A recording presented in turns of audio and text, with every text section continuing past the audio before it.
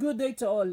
This is Aaron from Audiophile Room Reviews, and today we are going to take a look on the Centrance Hifi M8 version 2. Before I begin, a big disclaimer here: I am nowhere a professional reviewer or some sort of an expert. I just share my experiences with the products that I buy, and hopefully I can help people with their purchases. Now I got this brand new for a very low price. I am very lucky because the story of this is my friend Kevin pre-ordered a non-Bluetooth version of this amplifier, way back from 2019 for around $500, I think. Then he waited and waited, and the pandemic hit, and delivery of this amplifier becomes very late. And my friend Kevin lost his interest already, even though he already paid for this. So he looked for an alternative amplifier for his setup in the market. And when this arrived to him last year, he never opened it, and he sold it to me for the pre-order price. So I'm very lucky. And best of them all, Centrance shipped him a Bluetooth version as a token of thank you for waiting so long. So I was the end beneficiary of all those tokens, and it pays to have a good friend. So that's the history of it. Going back to the amplifier, the version 1 of this is a success. It's not very famous, but most of the reviews are positive. So this is the version 2, and they made some revisions and update of the ports. Initially, this was reviewed by a famous guy in the audio industry. Yeah, the guy who measures equipments and put them on graphs. They did not measure very good, and the fact that this used a slightly old DAC, very old DAC, the AK4493, made the reviewer unimpressed.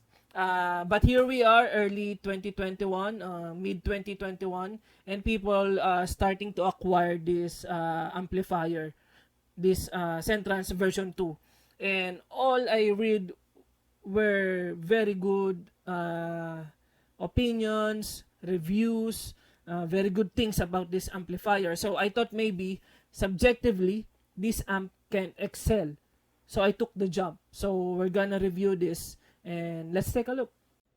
So let's unbox this first. You get a very small echo box here. When you open it, you get the unit itself right there. It's inside a pouch. Wait, you got a USB to USB-C cable. It's a very good cable with a USB-A adapter, but I never use it because I have some very short interconnect adapters. And you got a SIM ejector here in the box. Nope, this doesn't have a SIM card slot. This will be used to move the switches. I believe I'm supposed to get a rubber fit, but I didn't. Here's the unit. Okay. So let's go to the unit itself.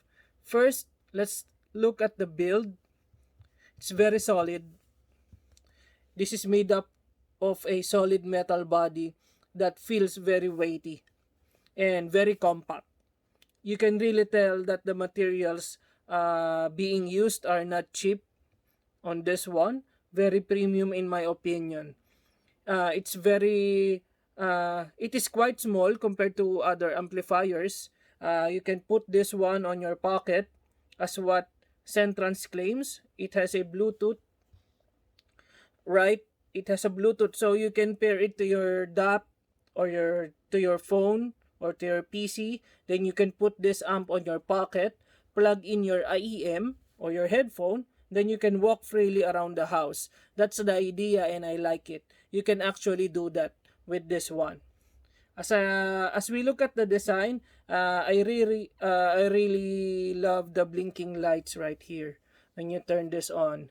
uh, when you play music on the top. Is this a gimmick? Probably. And yes, Centrance, you got me on this. Unlike other common amp designs, this looks very lively and not boring. So 2 thumbs up for this. I will show you the blinking lights. So here I hook up my Fi M15 via the USB-C adapter. So let's play some music. Okay, there it is, the LED light. See? I can look at this all day while playing music. It's very good gimmick if it's that what they call it. I'm not sure if you can change the color. There's a demo on YouTube that this is blue, the left channel. I don't know how. I have to look on it, but maybe that's just a demo. So that's it. That's the LED light, blinking light. So I'm gonna remove this one. Let's go over the design. Let's go to the front panel. This is the first turn off for me. It's great to have a lot of features, but then you have to pay the price. It's very confusing out there. You can see the switches are embedded, sort of. You cannot switch it with your fingers. You have to use the SIM tray here to switch it. I have to demo it. So these are the switches. You have to put the SIM tray like this to move it. It's not, sorry, it's not very easy also. So there you go. For all of the switches.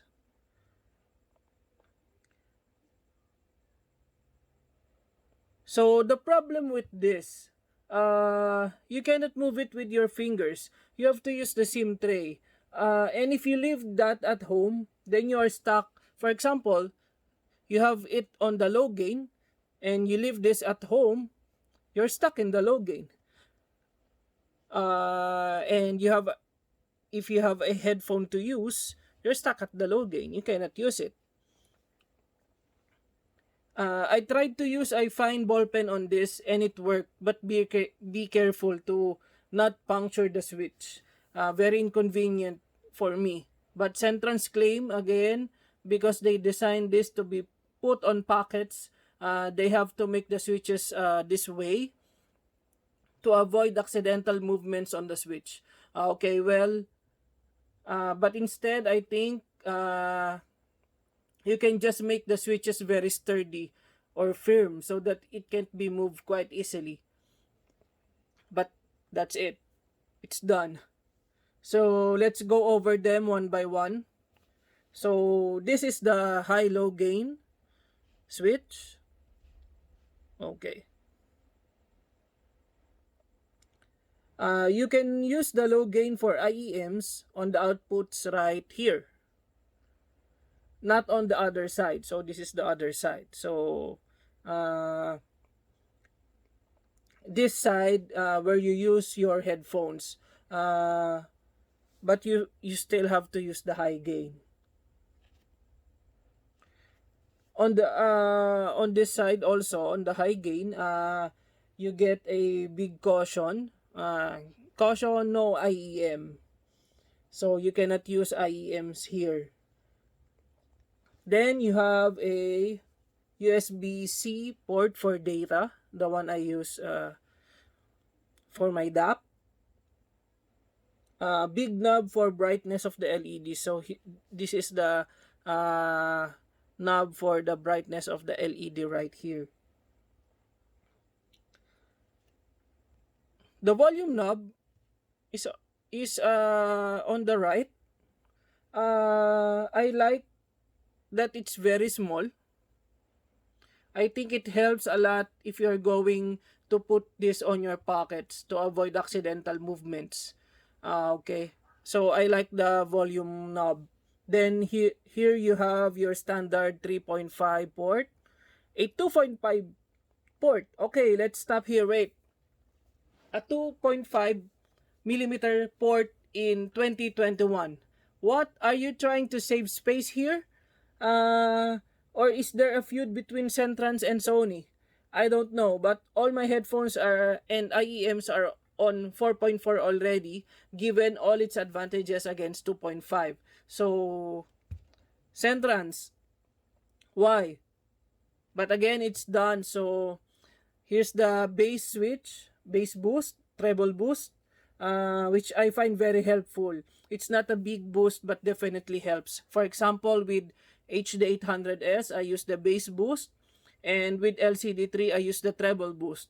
But the good thing is you can turn this off, these switches, and still have a very good sound. Okay, so this one is the input switch. This one. When you open up the amp, it's on Bluetooth mode by default. So when you press it, when you press this one up, it goes to USB mode. This one is the charge mode. This one, when you switch this, when you switch this on, the amp will charge from your computer or from your phone when connected to a data cable. Very nice option right here. Then there's your stamina mode. So what is stamina mode? When you off this switch, the LED lights will turn off. So this is your on-off switch. This one. Then this is your indicators, the battery indicator and the Bluetooth indicator. I have to say something about the battery. I thought I have a defective unit because the battery just lasts for an hour or for 2 hours on low gain. Because when I charge it, the LED here, the indicator, it goes up to the max. How many this is? 4 blinking lights. So it goes 4, and I thought that's already full charge. Turns out I was not charging this amplifier fully. I asked around HeadFi and they told me it is a very slow charging, and when it is full charge, all the lights will go off. Now, this amp when full charge will give you plenty listening time, around 4 hours on low gain, and on high gain, it depends on how power hungry your cans are. But still will give you plenty of listening time. So, let's go to the other side. So here is your USB. This is for just charging exclusively, not for data. You cannot use this for data.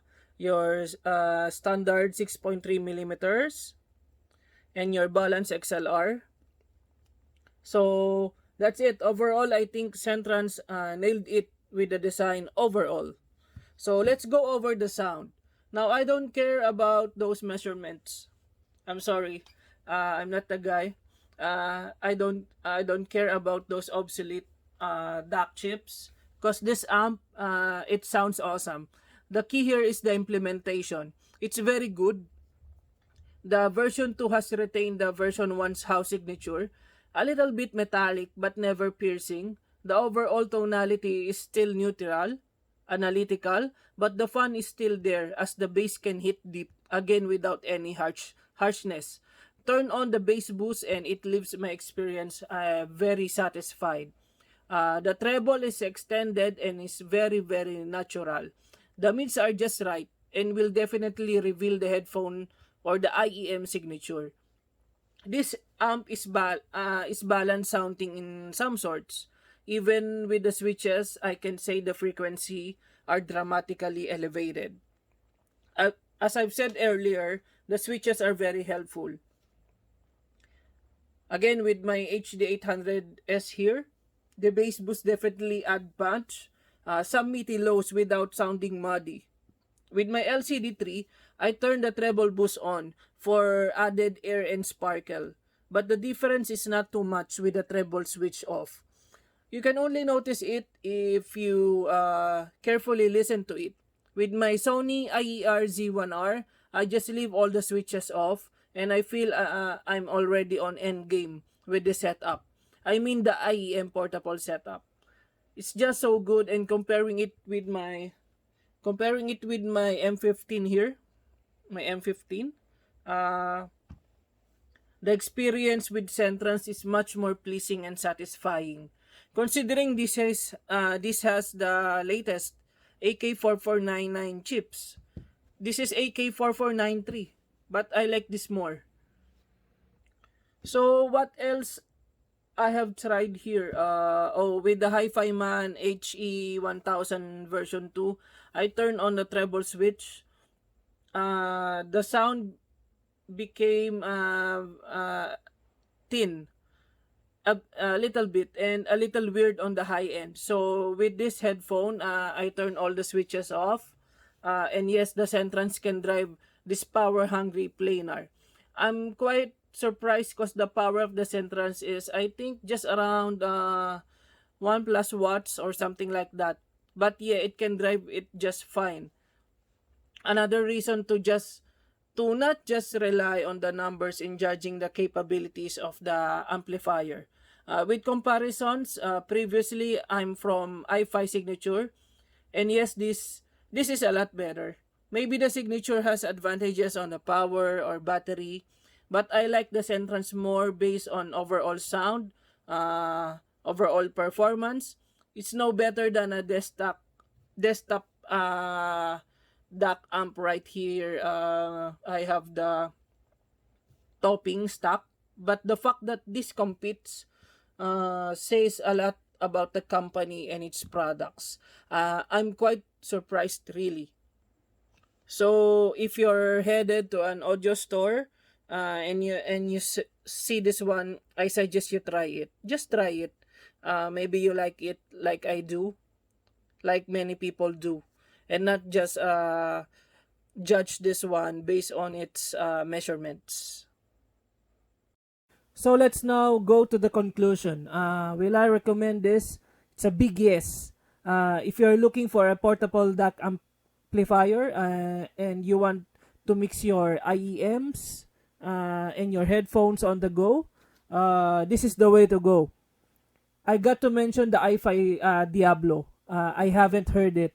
Uh, they say it's good also. It's very good. But if you're into IEMs, they say the Diablo does not work well with IEMs due to the high power and lack of IE match. So it's a big deal. So yeah, maybe you can take a look at this because I'm very in love with this one. That's that's it. I've said enough. If you like my reviews, please like and subscribe to my channel. Until my next video. Thank you.